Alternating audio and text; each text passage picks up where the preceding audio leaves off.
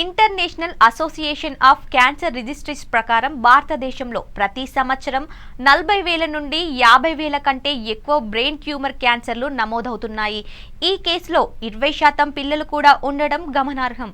Brain ట్యూమర్ల గురించి అవగాహన కల్పించేందుకు ప్రతి సంవత్సరం జూన్ 8న వరల్డ్ బ్రెయిన్ ట్యూమర్ డేని జరుపుకుంటున్నారు. బ్రెయిన్ ట్యూమర్ లక్షణాలు, నివారణ మరియు చర్యల గురించి అవగాహన కల్పించడానికి భారతదేశంలో వివిధ కార్యక్రమాలు మరియు క్యాంపులు నిర్వహిస్తున్నారు.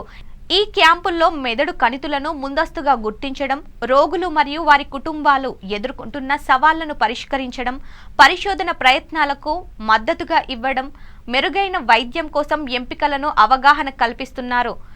International association of cancer registries ప్రకారం భారతదేశంలో ప్రతి సంవత్సరం 40,000 నుండి 50,000 కంటే ఎక్కువ బ్రెయిన్ ట్యూమర్ కేసులు నమోదవుతున్నాయి మరియు ఈ కేసుల్లో 20% పిల్లలు మరియు 24,000 మందికి పైగా ప్రతి సంవత్సరం బ్రెయిన్ ట్యూమర్కు గురవుతున్నారు. బోరివాలీకి చెందిన అపెక్స్ గ్రూప్ ఆఫ్ హాస్పిటల్కి చెందిన doctor Vivek Patel neuro surgeon స్పందిస్తూ బ్రెయిన్ ట్యూమర్లు మెదడు లేదా పరిసర ప్రాంతాల్లోని కణాల అసాధారణ పెరుగుదల ఉంటుందని, ఈ పెరుగుదలలు క్యాన్సర్ లేని వారి లేదా ప్రాణాంతక క్యాన్సర్ కావచ్చు. మెదడు కణితులు మెదడు పనితీరుకు ఆటంకం కలిగిస్తాయి. ఇది మన శరీరాన్ని ప్రతికూలంగా ప్రభావితం చేస్తుంది. బ్రెయిన్ ట్యూమర్లు 120 కంటే ఎక్కువ రకాలున్నాయి. బ్రెయిన్ ట్యూమర్ ఉంటే లక్షణాలు తలనొప్పి, మూర్ఛలు, మైకం, దృష్టిలో ఇబ్బందులు, వాంతులు మొదలైనవి ఉండవచ్చు. క్యాన్సర్ కాని కణితులు సాధారణ మెదడు కణజాలంపై కూడా ప్రభావం చూపుతాయి, తీవ్రమైన ఆరోగ్య సమస్యలను కలిగిస్తాయి.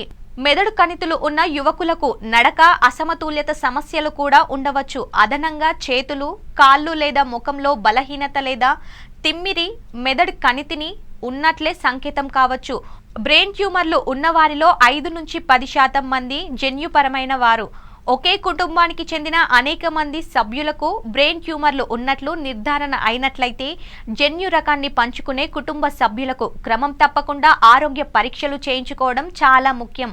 ఏది ఏమైనప్పటికీ బ్రెయిన్ ట్యూమర్ల యొక్క ఏమైనా ప్రారంభ సంకేతాలు లేదా లక్షణాలను విస్తరించకుండా ఉండడం, వెంటనే వైద్యులను సంప్రదించడం ముఖ్యమని వైద్యులు చెప్తున్నారు.